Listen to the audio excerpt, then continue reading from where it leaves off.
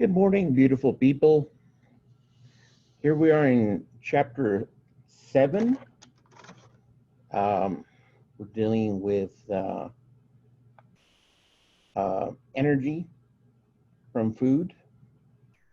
And what we can say is that everything that we have learned in chapters 1 through 6 have been for the purpose of you grasping what's happening in chapters 7 and 8. So chapter 7, you can call the heart of this term, okay? This is where you really need to pay attention because this is the most important part of this term.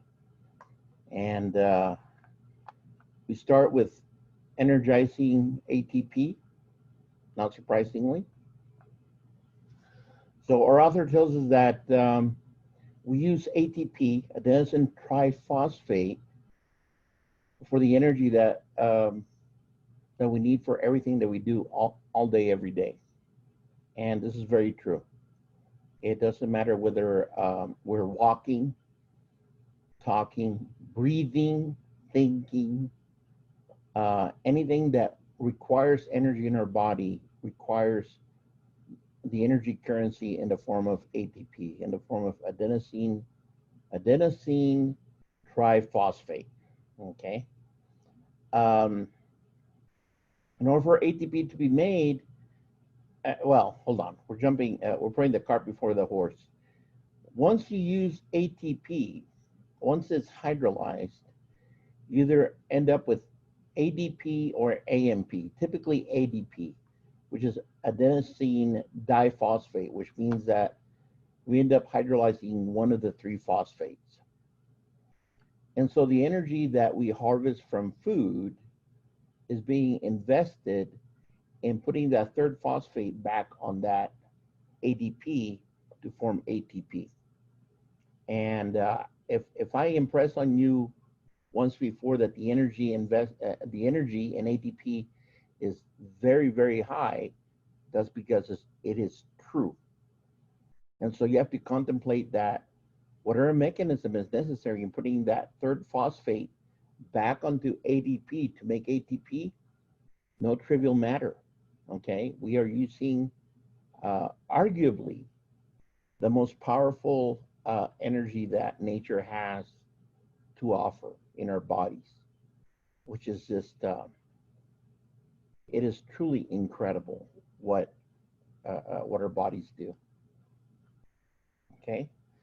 So we start with a simple conversation about chemistry. And the reason is because the energy that we're going to harvest from our food is going to be in the form of high energy electrons.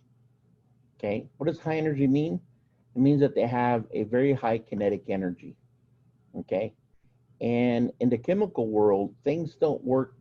Things do not work in the way that they do in our physical world. Okay, for example, if you throw a baseball with a high kinetic energy, that kinetic energy is lost very, very quickly. In the quantum level of the electron, this is not true, okay? An electron is either, it has to be at a discrete energy level and is going to remain in that discrete energy level until it either absorbs energy or releases energy. This energy is typically in the form of a photon, okay? So once you harvest high energy electrons, that electron is going to remain high energy until we harvest its kinetic energy. And this is important because it's central to our conversation about how we harvest energy from our food, okay? So, since we're talking about harvesting electrons, that means that something is going to lose electrons. And that also means that something has to receive those electrons. So, when something loses electrons, okay, it becomes more positive. And when that happens, that substance is said to be oxidized. When something receives electrons or gains electrons, it becomes more negative, and it is said to be reduced. Okay? So, loss of electrons, oxidation, gain of electrons, reduction. Now, hopefully you've already concluded that if you have a chemical reaction in which one substance is losing electrons and one is gaining electrons, then one is being oxidized while the other one is being reduced. In other words, you can't have an oxidation without a reduction. So the chemical reaction in which a transfer of electron takes place is called a redox reaction, because both reduction, the gain of electrons, and oxidation, the loss of electrons, is taking place simultaneously. Okay? Now, who is responsible for delivering these electrons, for capturing these electrons and then delivering these electrons? And the short answer is a shuttle by the name of NAD, which stands for nicotinamide adenine dinucleotide. Do you need to know the whole name? You do not, okay? But you do need to recognize it as an electron shuttle. What's a shuttle? It's a taxi cab. It's a van. It's something that takes something from point A and delivers it to point B. It's a shuttle. Now, your author is neglecting another shuttle. The second, because we use two, not just one, we use two. The first one is NAD, and the second one is called FAD, flavin adenine dinucleotide. Now, the author concentrates on NAD because we get more punch for our dollar from NAD than we get from FAD, but both of them are important, okay? So electrons are carried between one part of the energy harvesting process and another by electron carriers or electron shuttles, the most important of which is nicotinamide adenine dinucleotide, or NAD. But don't forget, there's also FAD, flavin adenine dinucleotide, FAD. In its empty state, this molecule exists as NAD+. Okay? In other words, it exists in its oxidized state. Okay? Notice here, here's the oxidation reaction. You have NADH, and then it gets oxidized to NAD+ because it loses an electron. Do you see that? When NADH is oxidized to NAD+, it is oxidized because of the loss of an electron, and therefore it becomes more positive. So this is an oxidation reaction. The opposite, where NAD picks up a high energy electron to form NADH, that's a reduction, because you start out with a positive molecule, you gain an electron, it goes to neutral. So because this became more negative, it went from positive to neutral because it gained an electron, this is a reduction, okay? The same thing happens with flavin adenine dinucleotide. It is being oxidized and reduced because their jobs are to pick up, harvest high energy electrons from glycolysis and the Krebs cycle, and then deliver it to the electron transport chain where those electrons do work, okay? So this shuttle is going back and forth, picking up electrons, like here, and then dropping them off, like here. So it's being reduced and oxidized, reduced and oxidized. And your foodstuff, incidentally, is going through the same job, okay? So if we're harvesting high energy electrons from your food, that means that your food is being oxidized, okay? So through a redox reaction, NAD picks up one hydrogen atom and another single electron from food. This is important. That food could be sugar, it could be a lipid, or it could be a protein, we're going to learn, thus becoming NADH. And it will remain in this form until it drops it in the uh, uh, um, electron transport chain to do work. Okay, so here's here. Let me pause. I've got a kettle on the stove, as they say, and I got to keep an eye on it. So I'm going to pause recording. Okay. So see, the author also likes the analogy of a taxi cab. So here's my little taxi cab. Here's my two electrons. They feel like they know where they're going, but honestly, only the taxi cab driver knows where they're going. Okay. And it picks up the electrons and then delivers them to the electron transport chain, where it delivers them. And then this guy comes back around and picks up two more electrons. Okay. And then down here, the author shows you the big picture. Okay. Here's an AD. Here's one electron. Here's one electron. But now he's telling you that NAD is also picking up two protons. Okay. Hydrogen, the hydrogen atom is one proton and one electron. So if the electron is removed from the hydrogen atom, what you're left with is a proton, a nucleus. So whenever you see an H plus, you should think to yourself, proton, a nuclear subatomic particle, okay, H plus. So these four items, and these electrons, again, are high energy, so they're going to do work. These protons are also important because these protons are going to be delivered to a very important place in the electron transport chain. Okay, they're, well, not in the electron transport chain, but across, that's a better word, across the electron transport chain.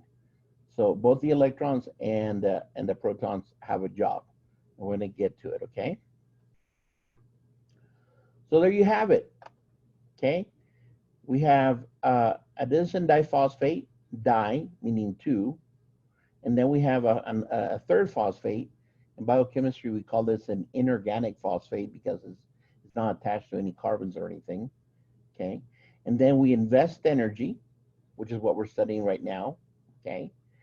And then that third phosphate gets attached to form adenosine triphosphate, which is an incredibly high energy molecule, okay? And I've given you a metaphor for this before. And the metaphor is that if you remember what a phosphate looks like, it's a phosphorus atom surrounded by 4 oxygens. And what you need to remember is that oxygens are incredibly electronegative.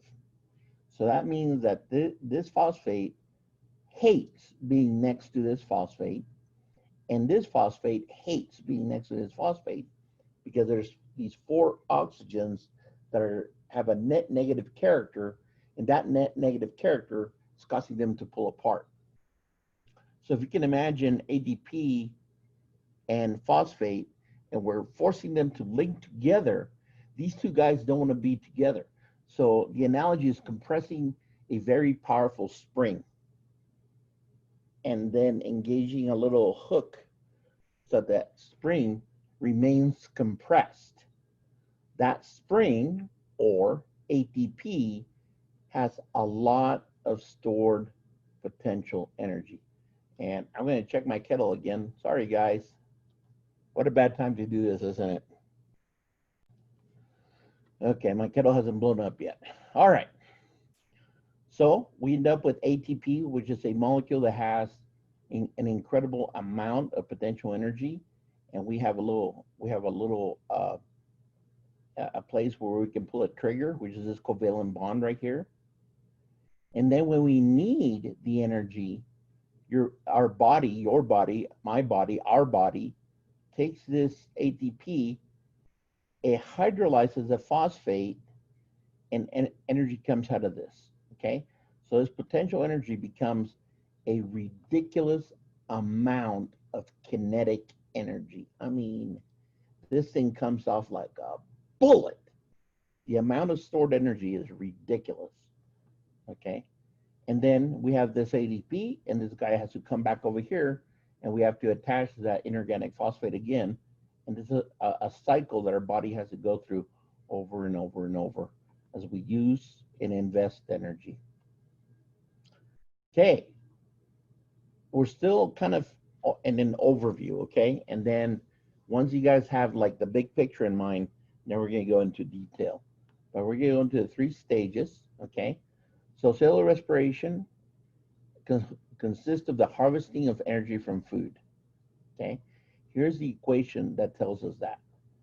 Here we're using glucose, sugar. So 1 molecule of sugar requires 6 molecules of oxygen, which is why you and I breathe. It requires 36 molecules of adenosine diphosphate. That would be with 2 phosphates. It requires 36 inorganic phosphates, and it yields 6 carbon dioxides, 6 molecules of water, and 36 molecules of ATP. So if you haven't caught on to what's going on, the potential energy that was stored in sugar has been harvested through redox reactions. The sugar has been catabolized to carbon dioxide and water, and all that potential energy from the sugar has been moved to the 36 molecules of adenosine triphosphate. So on this side of the equation, all the potential energy is in the sugar. On this side of the equation, all the potential energy is in the 36 molecules of ATP, okay? In order to do this, we have to go through 3-ish. I keep on saying 3-ish because there's a 4-ish in there, but these are the main 3-ish stages, okay? The first one is glycolysis.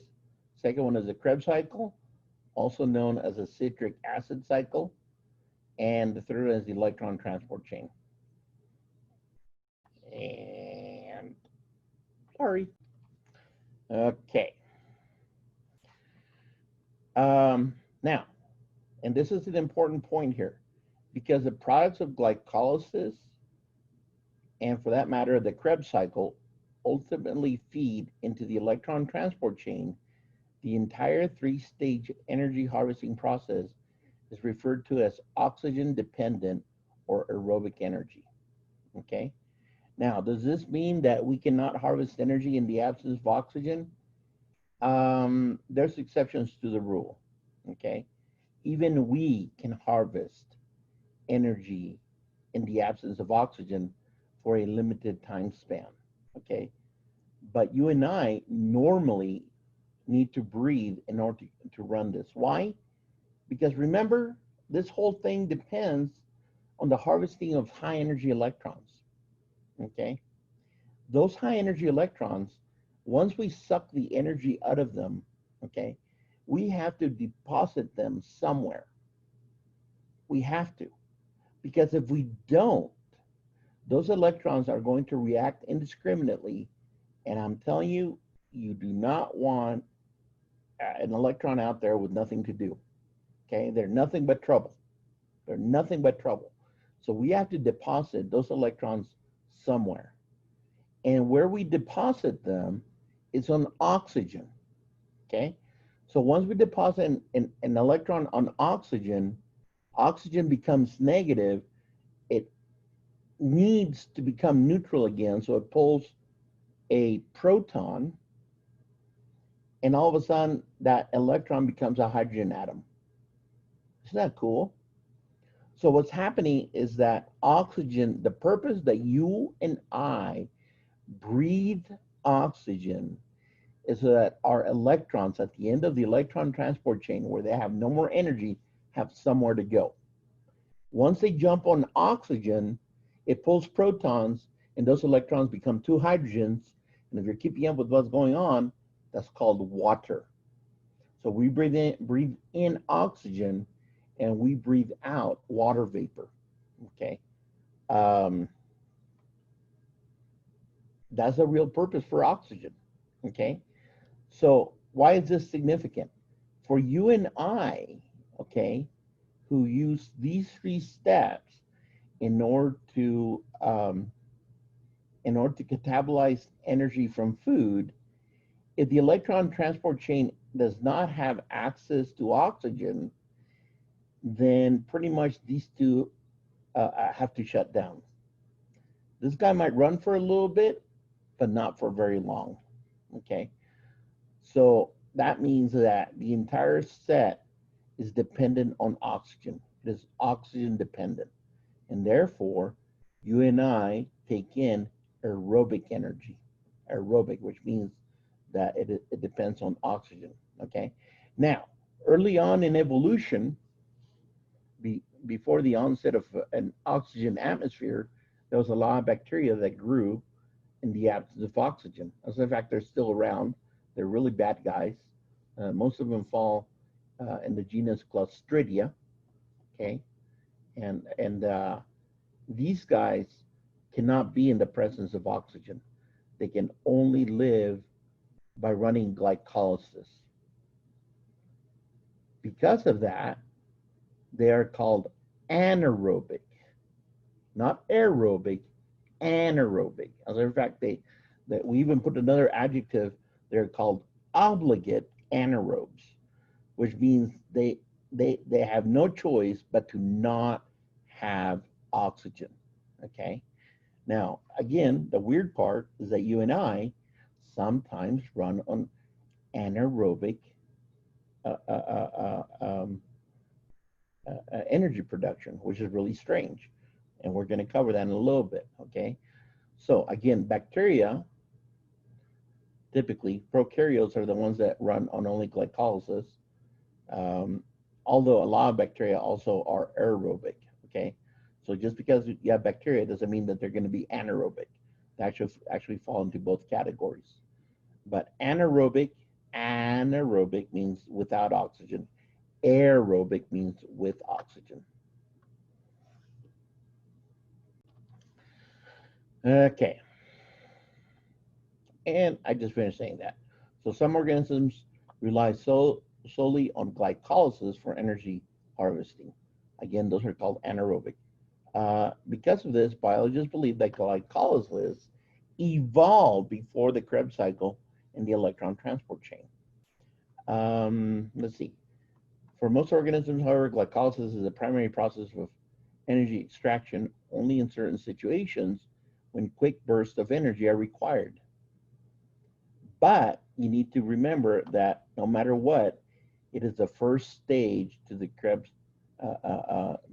cycle and the electron transport chain. So I don't think our author elaborates on this. So let me do it, okay? You and I can run on glycolysis by itself, okay? So there's two types of glycolysis that takes place. One is called alcoholic fermentation, and the other one is called lactic acid fermentation. As the name implies, alcoholic fermentation, like in yeast, they produce alcohol and carbon dioxide. That's where we get beer and wine from, okay? Lactic acid fermentation, that takes place in other bacteria, like the bacteria in yogurt. They produce lactic acid. You and I, if we run on glycolysis only, we carry out lactic acid fermentation, okay? Now, we don't do this typically. We only do this when we have, notice how it says, when quick bursts of energy are required, okay? This is what's called the fight or flight response. So here, I'm gonna check on my kettle. 1 second. Okay, kettle, okay. So imagine that I'm walking down the street at 3 o'clock in the morning, in the middle of the night, because, you know, what does a biology instructor have to do, right? So there I am walking down the street at 3 o'clock in the morning, and Cujo jumps out. I know everybody's too young to know who Cujo is, Google it, okay? It's a cute little Saint Bernard that has a taste for human flesh. What are you gonna do? What are you gonna do? So Cujo jumps out, and what do? Well, my fight or flight instinct jumps in, which means that I either grab a 2x4 to fight off Cujo, or I run really, really, really fast to get the heck away from there. Okay? I choose to run really, really, really fast because let's face it, it's a Saint Bernard, it's kind of big, it's probably gonna lick me to death, right? So I'm running, and there's a 6-foot fence, and man, I jump it, no problem. As a matter of fact, if you were there, you'd be like, wow, I didn't know I could do that. Normally I can't, but I had this ridiculous burst of energy because of the fight or flight response. So what has my body done? My body has done something very strange. It has shut off the Krebs cycle in the electron transport chain and has switched to glycolysis only. Now, this is surprising because glycolysis does not produce a lot of ATP. As a matter of fact, I'm about to tell you that the darn thing only produces 2 ATP per glucose. But you know what? We don't have time for the Krebs cycle and the electron transport chain. We don't have time.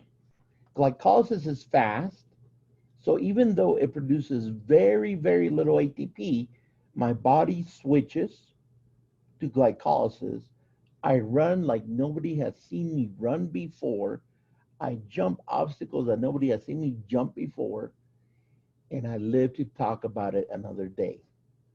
Okay? That's the fight or flight response. Now, have we violated the fact that we need oxygen to live? No, I don't. Because once I realized that I've gotten away from Cujo, that cute little Saint Bernard, all you want to do is be petted. Once I've run away from Cujo and I'm sitting in one place, you know what my body is doing? I'm doing this. That's what I'm doing. I'm breathing heavily because I have done this without oxygen, and now the products of glycolysis need to need to go through the Krebs cycle and the electron transport chain. I have built what's called an oxygen debt. And in order to get caught up, I have to breathe faster than usual so that the products of glycolysis can go through the Krebs cycle and the electron transport chain again. Now, here's the problem. What's the product of glycolysis under anaerobic conditions is lactic acid. So if you have ever had to run very, very fast in a very short time, and we call it sprinting, right? We call it sprinting, not running, but sprinting. The next day, we're really, really sore. And the reason that we are sore is because not all that lactic acid went back through glycolysis and down Krebs cycle electron transport chain. Some of it remained in our muscles, and they formed crystals. And then those crystals actually saw into our muscles and they hurt. So how do you solve this problem? Short answer, you drink a lot of water. The more water that you drink, the more that lactic acid will go into solution, the faster it'll come out of your body, and the less problems it'll cause. But amusingly, the amazing thing is that our bodies can choose to run under glycolysis only. As a matter of fact, if you're working out, okay, and I've got a great trainer right now. She's our health person here at KCC. Her name is Valerie. Okay, she takes me out twice a week and beats me up by walking. Okay, and she never stops talking to me. She wants me to talk to her, and the reason for that is that if you're exercising and you're able to talk, that is proof that you're breathing, and that is proof that you're not just doing glycolysis, you're also doing the Krebs cycle and the electron transport chain. Okay. The second that I'm moving so fast that I can't talk anymore because I'm ready. I have gone to glycolysis only. I don't have, and it's not going through the Krebs cycle or electron transport chain, and that's bad for my body. It's time to slow down a little bit. Is that incredible? Very incredible. Okay. Where does glycolysis take place? It takes place in the cell cytosol. You need to know that. Okay. Uh, the Oh, see, this is not being specific enough. This is the Krebs cycle and the electron transport chain take place in cellular organelles called mitochondria that lie within the cytosol. Actually, the Krebs cycle takes place in the inner mitochondrial chamber, which is also called the matrix. That's where the Krebs cycle takes place. The electron transport chain takes place in the inner mitochondrial membrane. That's important. And you're going to see why in a second. Okay, here's a big picture for glycolysis. Glycolysis yields 2 net molecules of ATP per molecule of glucose, as does the Krebs cycle. The net yield in the electron transport chain is a maximum of about 32 ATP molecules per molecule of glucose. Okay, so in other words, we're gonna take the ATP from glycolysis, the ATP from Krebs, and the ATP that gets harvested from the electron transport chain, and we're going to come out with the medical school answer of 36. Okay, so we're going to do that before in the next lecturette.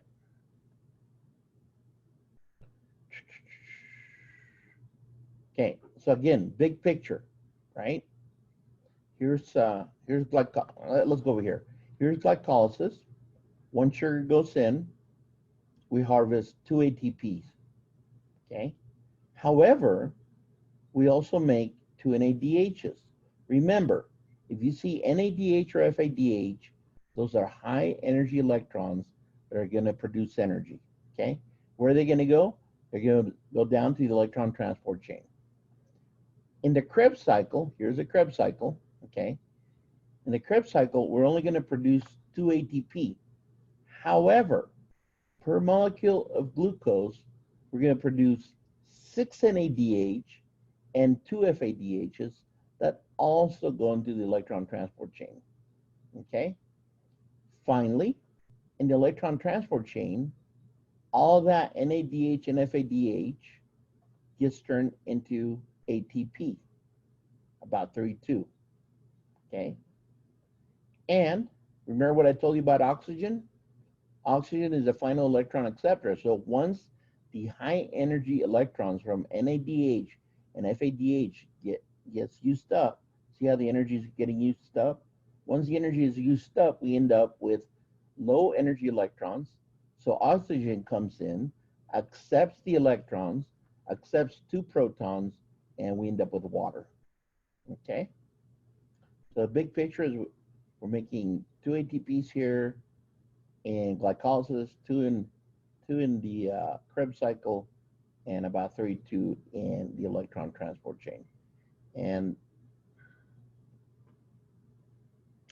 it's a little bit of a lie. I'm going to address this at the end before we're done, okay? There's a hiccup going on here, and nobody covers it correctly, and I don't even know why.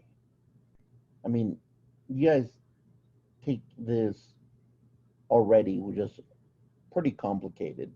You have no problems with it. So I don't know why addressing this correctly is such a big deal, but don't worry, we will, okay? Okay, glycolysis. So what you need to know about glycolysis is that there's an energy investment step that requires 2 ATPs. Then there's an energy harvest step where we harvest 4 ATPs. Therefore, the net energy yield is how many we made, 4, how many we used up, 2, 4 minus 2 is 2, so the net ATP yield in glycolysis is 2 ATP. But we also made 2 NADH. This is important. Okay. The final product of glycolysis is pyruvic acid or pyruvate. So whenever you're answering a question, you have to pay attention. Is it asking for total energy? Is it asking for energy investment? Is it asking for energy harvest? Or is it asking for net energy yield? This word net means that we're accounting. So it's how much we made minus how much we spent. And that should be 2 ATPs and 2 NADHs, okay? So here we are. Here's our glucose. Let's see if I can move it. Move it. There we go. So here's our glucose. And we invest 1 ATP here. And we end up with this so-called glucose 6-phosphate because it's on carbon 6. 1, 2, 3, 4, 5, 6. So it's glucose 6-phosphate. Okay. And then we invest another ATP. Okay. This is fructose 1,6-bisphosphate. Oh, there we go. I was about to get upset. I was like, it's not on there. But there it is. This is fructose 1,6. This is carbon 1, 2, 3, 4, 5, 6. Fructose 1,6-di, meaning 2-diphosphate. Okay. Now, why are we doing this? Well, the name of the game, guys, the name of the game is glycolysis. Glyco means sugar. Lysis means to break apart or to tear apart. So that is happening here as step 4. See how we have a sugar and then another enzyme comes in here and we tear that sugar apart. Here's the glycolytic step right here. This is what gives this entire pathway its name. Step number 4, where we go from a sugar to 2 substrates right here. Glycolysis. Hopefully this makes sense to you. Do you see what Mother Nature did? Mother Nature put an angry phosphate here and an angry phosphate here. Do these phosphates want to be next to each other? No, no, they don't. Phosphates never get along with each other. They're both highly negative. They want to be very far away from each other. And so when the next enzyme comes in here to break these covalent bonds, this sugar doesn't just fall apart, it floats apart, okay? And we end up with these 2 glyceraldehyde 3-phosphates. And in your discussion, as we touch a little bit of biochemistry, you're going to be looking at some of these enzymes. Okay, now why do we go through all that work? Because as it turns out, this glyceraldehyde 3-phosphate is what's called a high energy moiety. It's a molecule that has high energy electrons. How do we know?